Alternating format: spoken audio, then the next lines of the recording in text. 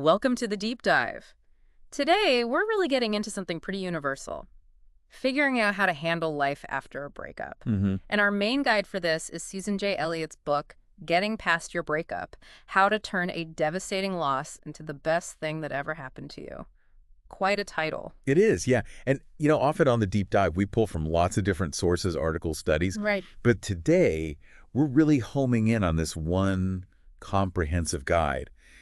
The mission, really, is to pull out the most crucial, actionable stuff for everyone listening. Like a roadmap. Exactly. A roadmap to help you navigate this, maybe turn something painful into, well, something genuinely positive down the line. Okay, so let's unpack it. The book, it really starts by acknowledging that initial shockwave, right? That feeling totally lost, maybe anxious, even kind of fixated on the ex.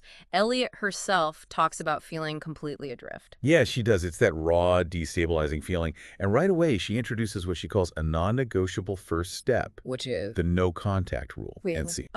No contact. NC. Heard of it. It's presented as, like, the absolute bedrock for healing.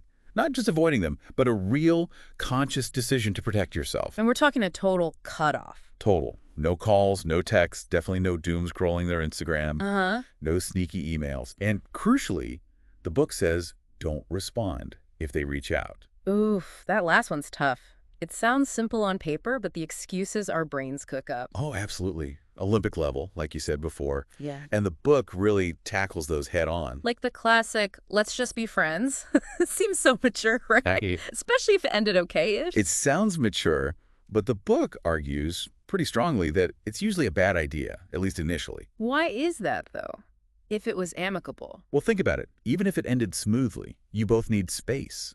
You need time to figure out who you are without the other person. Right, to decouple. Exactly. Jumping into friendship too fast, it's often not really about friendship. It's more about avoiding the finality of it. It just muddies the water, postpones the real goodbye. Okay, that makes sense. Then there's the big one. I need closure. That urge for one last talk. We feel like if we just have that conversation, everything will click into place. Yeah, like a magic bullet. But the book really pushes back on that. It says, true closure. That's not something your ex gives you. It's something you build yourself internally. An inside job. Precisely. Chasing that closure chat often just reopens wounds or creates more confusion. Real closure comes from processing it yourself, understanding your story, and making a conscious choice to move on. What about wanting to say just one more thing?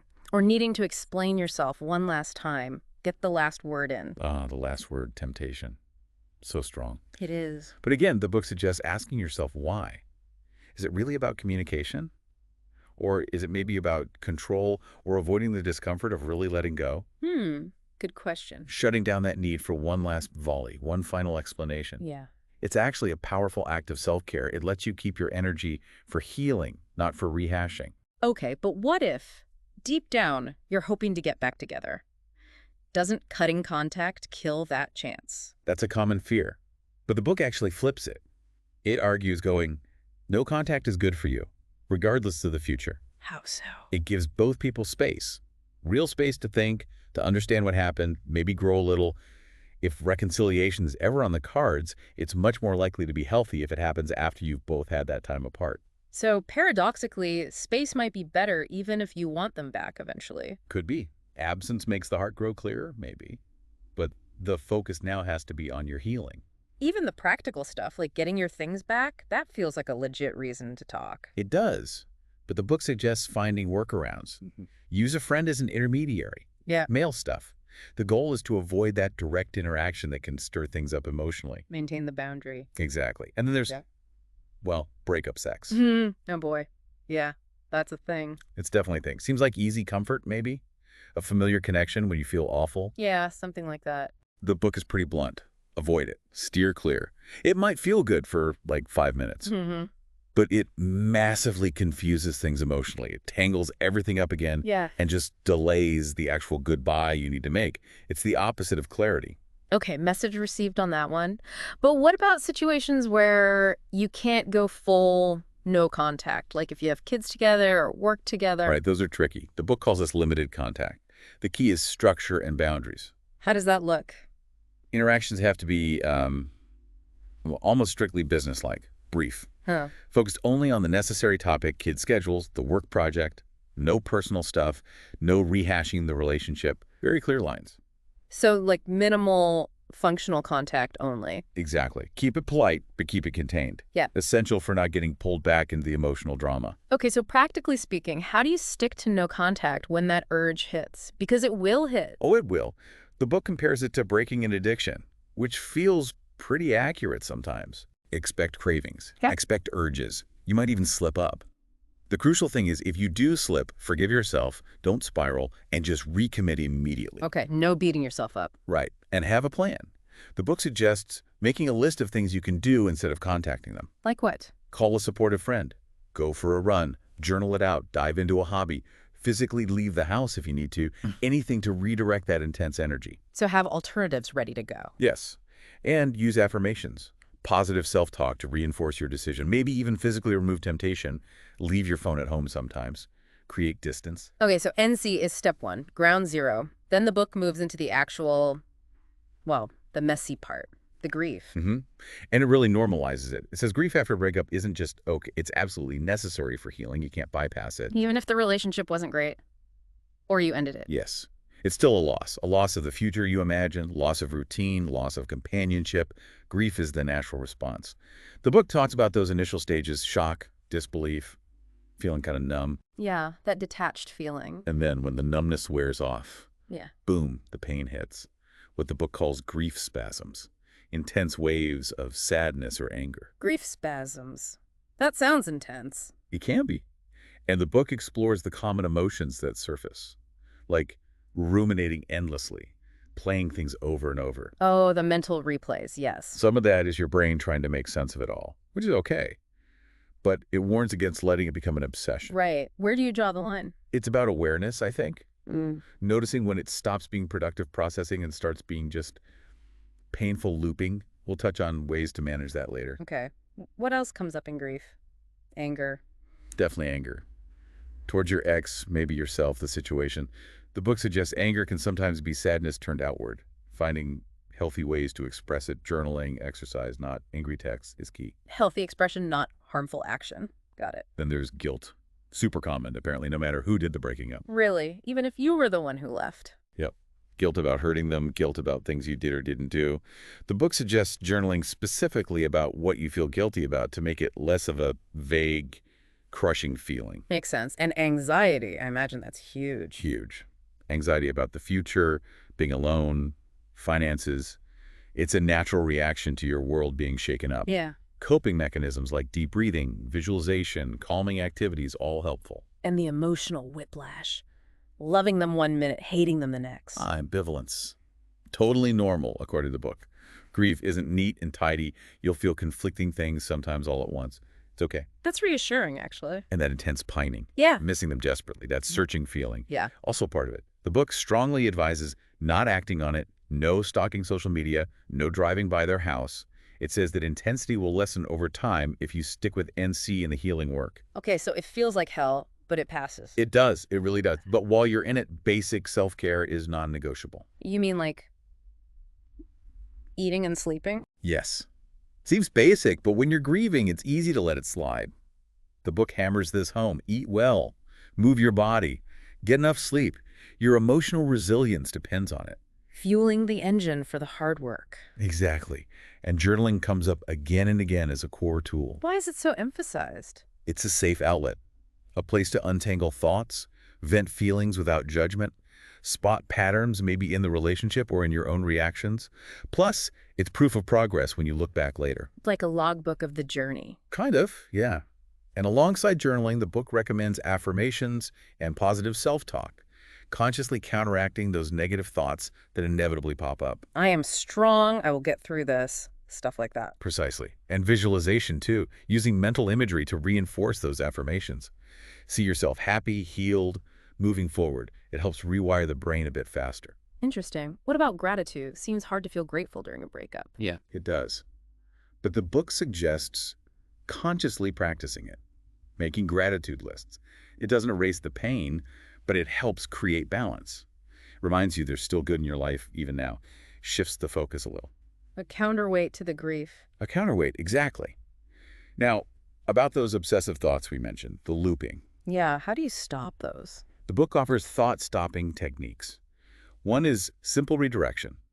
Consciously switch your focus to a hobby, learn something new, call a friend, break the pattern. Active interruption. Yes. There's also the rubber band, snap on the wrist, a little physical jolt to break the mental loop, or writing letters you don't send. Get it all out on paper, then maybe burn it or delete it. Cathartic release without breaking NC. Okay, practical tools. I like that. The book also talks about goals. Seems counterintuitive when you feel low. But it's actually really helpful, setting small, achievable goals, short-term, long-term, across different areas like work, health, social life. Why does that help? Gives you a sense of purpose, direction. Accomplishing even small things builds confidence and reminds you that you're moving forward. It combats that feeling of stagnation. Little wins add up. Definitely. But the book also stresses, be kind to yourself. This is hard work. Take breaks. Don't try to power through 24/7. Avoid burnout. And self-compassion is key, right? Allowing yourself to feel whatever you feel without judging it. Absolutely fundamental. There's no right way to feel, no set timeline. Be patient. Treat yourself like you treat a friend going through this. The book even suggests scheduling a weekly date night with yourself. A date night? Solo? Yep. Dedicated time just for you, doing something you enjoy alone, reinforces your self-worth, reminds you that you can enjoy your own company, essential me time. I like that. Proactive self-care. And connecting with others, social groups. Also crucial, rebuilding or expanding your social circle outside the relationship. Joining clubs, classes, volunteer groups, it combats isolation, helps you meet new people, rediscover interests, creates a fuller life. Makes sense. Now things get even more complicated when kids are involved, right? The book addresses this specifically. Yes, and it's so important. The number one priority, the book stresses, has to be the children's well-being. So how do you manage that during such a messy time? First, explain the separation clearly, age appropriately. Reassure them endlessly it's not their fault. That's critical. Okay, no fault. And absolutely no bad-mouthing the other parent in front of them. Present a united front on parenting issues as much as humanly possible. Remember, your ex is still their parent. Don't put the kids in the middle. That takes discipline, I imagine. It does. The book also advises holding off on introducing new partners for a while. Give the kids time to adjust to the separation itself first. Good point. Keep things stable for them. And stay involved. Show up for them. Handle child support responsibly. Model healthy behavior, even when it's hard. Set clear, consistent boundaries and expectations for them, too. Use natural consequences, not yelling. Provide tons of love and support. Absolutely. Which brings us to a major theme in the book overall. Boundaries. Not just with kids or exes, but everywhere. Boundaries seem to be a cornerstone of the whole healing process in this book. They really are. The book frames them as essential for all healthy relationships. Self-esteem, emotional well-being, everything. That feeling of resentment or anger or feeling walked on. Yeah. Often a sign of boundaries needed. A red flag. Exactly. Boundaries protect your emotional and physical space. They define who you are. So how do you set them without feeling like a jerk or causing conflict? Well, first the book says validate your own feelings. Your needs matter. Then identify who consistently crosses your lines, the boundary crashers. Okay. Then what? Decide what you want. Be direct and clear when you state your boundary. Don't hint or apologize excessively. Be prepared for pushback people used to getting their way might resist. And you have to stick to it, right? Consistency is everything. If you cave, the boundary means nothing. Choose your battles wisely, though. And never, ever make threats or ultimatums you won't follow through on. That undermines your credibility. Completely. The book gives examples dealing with a pushy relative, a friend is always late, and ex overstepping co-parenting lines. Yeah. It makes it practical. And it says no is a complete sentence. Yes. You don't always owe a long explanation. Over-explaining can actually weaken your position. If someone keeps pushing after you've stated it clearly 2 or 3 times, more words probably won't help. They're choosing not to respect it. Okay, that's powerful. So NDC, grief work, boundaries, then comes moving on, right? Self-discovery. Exactly. The goal isn't just surviving the breakup. It's emerging as a stronger, healthier you. That's the best thing that ever happened to you, part of the title. Becoming whole on your own first. That's the core idea. Finding contentment and fulfillment in your own company. Being right with yourself, as the book puts it. That self-respect, that independence is incredibly attractive, not just to others, but for your own life quality. So keep working on yourself. Hobbies, friends, self-care. Yes. Don't stop just because the worst of the grief is over. Keep exploring who you are now. The book makes this interesting point. The better you get at being alone, the richer and more connected your life often becomes. Because you're not looking for someone to fill a void. Precisely. Mm-hmm. You're looking to share your already full life. And when you do feel ready to date again, the book offers some guidance. The 15 not-so-simple rules of healthy dating. Not so simple, huh? What are some highlights? Well, things like actually enjoying the process, not seeing it as a grim mission. Prioritizing safety public places first. Don't give out your address right away. Common sense, but good reminders. Yeah. Balancing conversation. Listen as much as you talk. Keep early dates light. No trauma dumping or endless ex talk. Focus on how you feel about them, not just what they think of you. Just your gut. Yes. Reveal deeper stuff gradually. Maybe hold off on intense physical intimacy early on. Journaling after dates can also be insightful. Track your reactions. And be yourself, right? Authenticity. Crucial. Don't try to be someone you're not just to impress them. Respect boundaries, yours and theirs. Be wary of pushiness. Don't get discouraged if there's no immediate spark every time. Stay present. It also mentions common reactions after first dates post-breakup. Like maybe not liking anyone, feeling numb, being hypercritical, or even feeling weirdly desperate. It normalizes those feelings as part of readjusting. Good to know that's normal. The book also warns against settling, doesn't it? Big time. Don't compromise your core values just to be in a relationship. It introduces a framework. Accept it, change it, or leave. For dating. For dating, for unsatisfactory situations in general. Can you genuinely accept this issue? Can you realistically work to change it together? If not, leaving might be the healthiest choice. Don't settle for just better than my last relationship. Aim high. What does real functional love look like, according to the book? It adds to your life. It doesn't require you to shrink yourself, give up important friendships, or lose your core identity. It enhances, it doesn't diminish. That's a good benchmark. The book wraps up with insights from reader letters and FAQs, right? Yeah, from the author's blog. It's really relatable, shows you're not alone in these struggles. What kind of things come up there? Common themes. Dealing with feeling blamed for the breakup. The message being, it's rarely just one person. That intense urge to check the ex's social media advice is always stop. Block if you have to. Bold turkey. Pretty much. How to handle an ex contacting you during NC. Basically, don't respond, maintain the boundary. It also touches on anniversary grief, how certain dates can bring stuff back up, and the need for self-compassion then. It normalizes those flare-ups. Exactly. And the success stories shared often highlight the same things. The power of doing the grief work, setting boundaries, and really committing to self-care. It works. So, wrapping this all up, if we had to boil down the core message from this deep dive into the book, what would it be? I think it's that getting past a breakup isn't passive. It's an active, intentional process. It demands commitment to no contact, to feeling the grief, to setting boundaries, to rediscovering yourself. It takes work. It sounds challenging, definitely, but the promise is that it can lead to real growth, right? Yeah. A better future. Absolutely. That's the ultimate payoff. Turning a painful ending into a powerful new beginning for yourself.